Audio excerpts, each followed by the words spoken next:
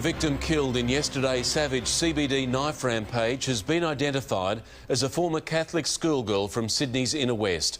She was 24-year-old Michaela Dunn, who went on to study marketing and public relations at Notre Dame University. Michaela was stabbed to death in a city apartment, allegedly by a man seen leaving the building on security video. This is Myrtney minutes after allegedly murdering 24-year-old Michaela Dunn in a city apartment. Exclusive security pictures show him walking casually out a back laneway. Then, in one chilling moment, he stops to take a sickening selfie. As he nears the corner, the 20-year-old removes a balaclava and slips it over his head. Then he pulls out a knife and his bloody mission continues.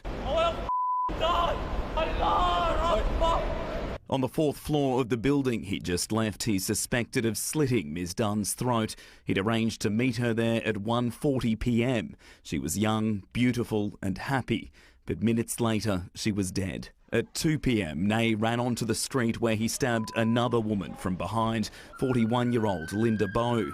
He then jumped onto cars, screaming in Arabic, "God is greatest."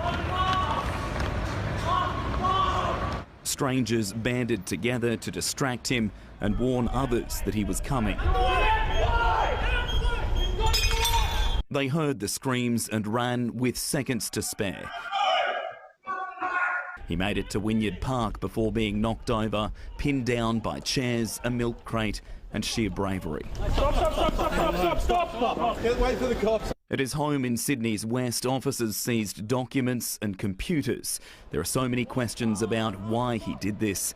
Today, his family could only offer apologies. I just want to say sorry to the family, sorry a million times, sorry for everything. His sister says Myrtney wasn't Islamic, but his already bad mental health has recently got worse. The government has failed me. In the past week, it's obvious that he's had a steep descent into insanity, I guess. A descent that's alleged to have cost one woman her life. As friends mourned Michaela Dunn, strangers left flowers outside the place where she died. I just felt sad that this happened in our city, and I just wanted to pay respect. Police say it's likely mental health is behind the attacks, but they're also looking into the contents of a USB stick found on Ney, containing files on attacks overseas and extremist ideology. We'll continue to investigate, interview everyone to see if there is that important link to terrorism, or is he just a criminal with mental health issues. There are still so many questions about what might have motivated Myrtney to carry out the attacks, but what was proven here yesterday was that people power and a bit of ingenuity can make all the difference. Yesterday it stopped one man before anyone else was hurt. And Andrew Denny, who took part in yesterday's chase through the CBD, is at RPA Hospital for us tonight. Andrew, have police charged Ney as yet?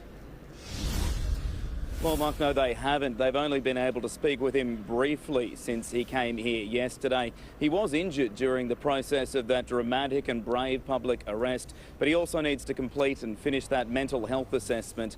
Police say, though, they are confident that they will be able to interview and charge him in the coming days. As for his alleged victims, the 41-year-old woman who was stabbed at random from behind, she is a Chinese national. And we are told now that she will be okay, however, she does remain in hospital. As for Michaela Dunn's family, they are from Sydney's inner west and understandably shattered by yesterday's events. We are told that she was working as an escort, and perhaps that's how he may have arranged a private meeting with her before yesterday's violence took place. Tonight, he remains here in hospital under police guard. Andrew Denny at Camperdown for us. Thank you. Tonight we can reveal a mix-up between two mental health facilities meant nobody was monitoring the man now accused of yesterday's deadly rampage. Myrtney was clearly troubled. Tonight we have exclusive pictures of the night his life descended into madness. 12:15 a.m. a week ago today, a troubled young man sits in Blacktown Hospital's emergency department, barely coherent, agitated and unsettling to watch. Something's not right this guy. Christy Giorgio took these pictures, worried what Myrtney might do, shocked yesterday to realise what he allegedly did do 6 days later.